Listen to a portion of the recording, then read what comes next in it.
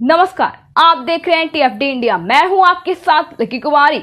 2025 के लिए नीतीश की नई रणनीति, तेजस्वी को उनकी हथियार से देंगे मात, पप्पू यादव का बड़ा ऐलान। बिहार में विधानसभा चुनाव की तैयारी एक साल पहले शुरू हो गई है। 2025 की सियासी लड़ाई में बिहार के मुख्यमंत्री अपनी किलेबंदी में जुटे हुए हैं। 2024 के चुनाव में राहुल गांधी की 2 यात्राओं के असर ने राष्ट्र नेताओं को यात्रा का महत्व नए सिरे से समझाया है। कांग्रेस के पूर्व अध्यक्ष राहुल गांधी ने भारत जोड़ो यात्रा और भारत जोड़ो न्याय यात्रा के जरिए कांग्रेस को राजनीति के अखाड़े में फिर से खड़ा कर दिया है। जाहिर है कि इसका असर अन्य पार्टियों पर भी होना था।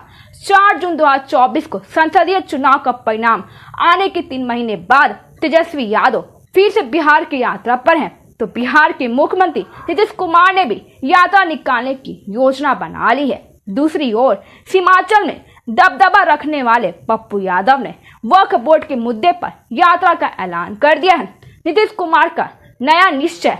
नीतीश कुमार भले ही पलटी मारकर सत्ता में बने रहने का आरोप लगाते हो, लेकिन बिहार के सीएम को पता है कि 2025 का विधानसभा चुनाव उनकी रणनीति के लिए नया निर्णायक साबित हो सकता है। इसलिए नीतीश कुमार अपनी कोशिश में कोई को कसर नहीं रखना चाहते हैं। तेजस्वी यादव की आभार यात्रा के मुकाबले नीतीश कुमार जल्द ही पूरे बिहार की यात्रा पर निकल सकते हैं। जेडीयू ने इसके लिए तैयारी तेज कर दी है। तेजस्वी पूरे बिहार में कार्यकर्ता संवाद यात्रा निकाल रहे हैं और विधानसभा क्षेत्रों के प्रभारियों से मुलाकात कर रहे हैं, ताकि विधानसभा चुनाव की तैयारी में कोई कसर बाकी न रहे। जेडीयू के संगठन को दी नई धार। नीतीश कुमार ने विधानसभा चुनाव के लिए अपनी तैयारी में जेडीयू के संगठन को नई धार दी है। पार्टी के 13 विभागों के नए प्रभारियों की नियुक्ति की गई है। 2 मंडलों को भी नए प्रभारी मिले हैं। वहीं 243 विधानसभा सीटों के लिए नए इंचार्ज बनाए गए हैं। बता दें कि जेडीयू में हाल ही में बिहार प्रदेश कार्यकारी को भंग कर दिया था और फिर उसी दिन नई कार्यकारी बनाई गई और उमेश कुशवाहा के नेतृत्व में जेडीयू की नई कार्यकारी में 10 उपाध्यक्ष हैं, 49 महासचिव, 46 सचिव और 9 प्रवक्ता बनाए गए हैं। पप्पू यादव ने किया यात्रा का ऐलान। बंगाल और झारखंड से सटे बिहार के इलाकों में अल्पसंख्यक वोट निर्णायक है। इस इलाके को सीमांचल के तौर पर जाना जाता है। शुक्रवार को अपने आवास पर प्रेस कॉन्फ्रेंस करते हुए पप्पू यादव ने कहा कि बिहार में भर में वक्फ संसदीय यात्रा निकालेंगे। पप्पू यादव ने कहा कि हम वक्फ बोर्ड बिल के खिलाफ हैं और इसके खिलाफ लोगों को जागरूक करने के लिए वक्फ संवैधानिक यात्रा 29 सितंबर को अरेरिया, 30 को किसानगंज और 31 को कटिहार कोसी होते हुए सीमांचल जाएगी और फिर पटना के गांधी मैदान आएगी। पप्पू यादव की इस यात्रा के बड़े मायने हैं।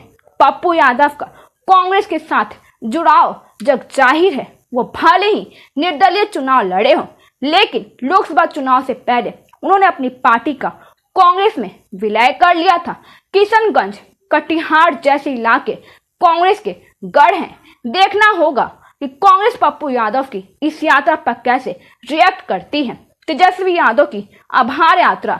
लोकसभा चुनाव में तेजस्वी यादव को भले ही आशातीत सफलता न मिली हो, लेकिन चुनाव से पहले चाहे पटना का गांधी मैदान हो या फिर बिहार की यात्राएं, आरजेडी नेता को जनता का जबरदस्त समर्थन मिला है और बिहार में विधानसभा चुनाव अगले साल नवंबर-दिसंबर में होंगे। लेकिन तेजस्वी यादव ने इसकी तैयारी बहुत पहले शुरू कर दी है।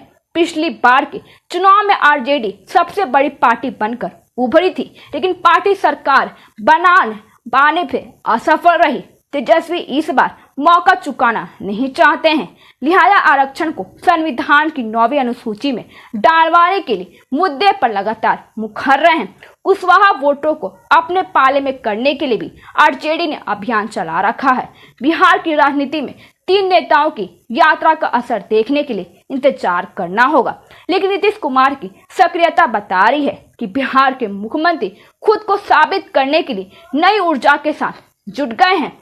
अशोक चौधरी को क्या हुआ जो बाइडेन, व्लादिमीर पुतिन से लेकर अपनी सहयोगी जीताराम मांझी तक का नाम ले लिया। बिहार की सियासत में बॉलीवुड अभिनेता शाहरुख खान और अभिषेक बच्चन की एंट्री के बाद अब रूसी राष्ट्रपति व्लादिमीर पुतिन और अमेरिकी राष्ट्रपति जो बाइडेन की भी एंट्री हो गई है। बीते दिनों जहां जन स्वराज के सूत्रधार प्रशांत किशोर ने अपनी और तेजस्वी की तुलना शाहरुख खान और अभिषेक बच्चन से करते हुए दोनों फिल्मी कलाकारों की चर्चा की थी, वहीं अब बिहार सरकार में मंत्री अशोक चौधरी ने सियासी बयान देते हुए व्लादिमीर पुतिन और जो बाइडेन की नाम की चर्चा की है। दरअसल तेजस्वी यादव के द्वारा मंत्री अशोक चौधरी पर आरोप लगाया कि अशोक चौधरी बीजेपी के संपर्क में है। इस पर मंत्री अशोक चौधरी ने कहा कि मैं सबके संपर्क में हूं, पुतिन से लेकर बाइडेन के संपर्क में हूं। स्वाभाविक है कि बीजेपी के भी संपर्क में रहूंगा। और वहीं सीएम नीतीश कुमार और पूर्व विधायक अनंत सिंह की मुलाकात को लेकर तेजस्वी यादव द्वारा उठाए गए सवाल पर मंत्री अशोक चौधरी ने कहा कि मुख्यमंत्री नीतीश कुमार की किसी राजनीतिक उद्देश्य को लेकर किसी के घर नहीं गए थे। वो बाढ़ जाने के दौरान अनंत सिंह के घर गए थे। अशोक चौधरी ने कहा था कि तेजस्वी यादव अगर अनंत सिंह को अपराधी बता रहे हैं तो उनकी पत्नी को टिकट क्यों दिए थे।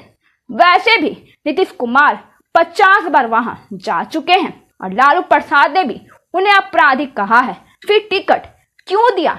दोषी कौन है, नीतीश कुमार या लालू। वहीं अशोक चौधरी ने कहा कि तेजस्वी यादव में हिम्मत है तो वीडियो सार्वजनिक करे। नीतीश कुमार अब उनके पास गिड़गिड़ाने गए थे। तेजस्वी यादव इसका वीडियो जारी करे और मांझी अधिकारियों की लिस्ट क्यों नहीं देते हैं। वहीं जीताराम मांझी के आरोपी पर अशोक चौधरी ने कहा कि मांझी जी सीएम रहे हैं, अगर उन्हें पता है कि कौन अधिकारी शराब पी रहे हैं तो उन्हें सूचना देना चाहिए, पुलिस कार्रवाई करेगी। हाल की इसमें कोई दो राय नहीं, कुछ लोग गलत कह रहे हैं, गलत नहीं है तो करते तो इतना शराब पकड़ा नहीं जाता। हत्या के लिए कानून है, दलित उत्पीड़न के लिए खिलाफ कानून है, दहेज के खिलाफ कानून है, फिर भी घटनाएं हो रही हैं। पीके को हम नोटिस नहीं लेते हैं। वहीं प्रशांत किशोर को लेकर मंत्री अशोक चौधरी ने कहा कि हम प्रशांत किशोर को नोटिस नहीं लेते हैं। दिल्ली के सीएम अरविंद केजरीवाल को बेल मिलने पर मंत्री अशोक चौधरी ने कहा कि केजरीवाल को बेल मिलना न्यायालय का मामला है, हम उस पार्टी के नहीं हैं और नहीं खुश हैं या दुखी जाहिर करें। धन्यवाद। आगे की जानकारी के लिए देखते रहिए TFD इंडिया।